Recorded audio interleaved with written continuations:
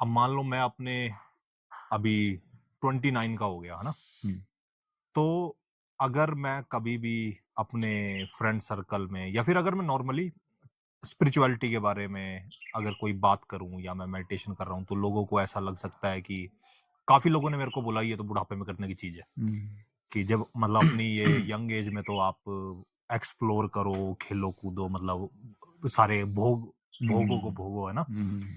तो बहुत मतलब जितने लोग हमारे पास आए या गेस्ट जो भी आपके पास आते हैं, वो किस एज ग्रुप के होते हैं और उनके किस तरीके के वर्क बैकग्राउंड्स होते हैं, ताकि लोगों को ये पिक्चर क्लियर हो कि नहीं भाई बस हम ऐसे नहीं है। ज्यादातर लोग जो यहाँ आए वो 20 और 40 के बीच के आए अभी तक, और उससे ज्यादा एज के भी आए पर कम। और तो एक तो ये, और दूसरी ये जो बात है कि ये बुढ़ापे की चीज है, एक्चुअली उल्टा है।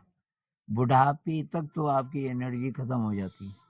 अगर आपने 50 साल तक ट्राई नहीं किया ध्यान, उसके बाद शायद आप कर नहीं पाओगे। बहुत रेयर कोई होगा जिसमें किसी और कारण से वो एनर्जी बची हुई है, नहीं तो वो तो खत्म हो जाती है।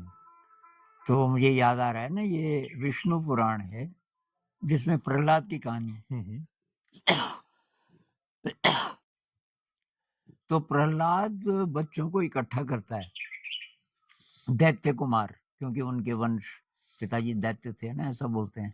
दैत्य का जो भी मतलब रहा हो, तो वो कहता है कि दैत्य कुमारो, बचपन वो समय है जब आपको ये करना चाहिए, आध्यात्मिक प्रैक्टिसेस करनी चाहिए, ध्यान का अभ्यास करना चाहिए।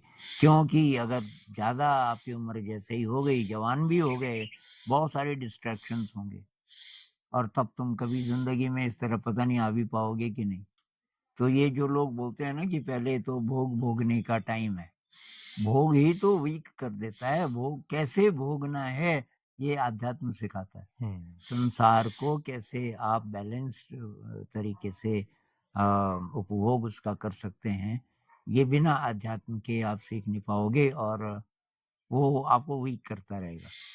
जितना भोगोगे वो वीक करते करते करते फिर ऐसा टाइम आ जाएगा कि आप कर नहीं पाओगे ध्यान, क्योंकि इसके लिए बहुत एनर्जी चाहिए।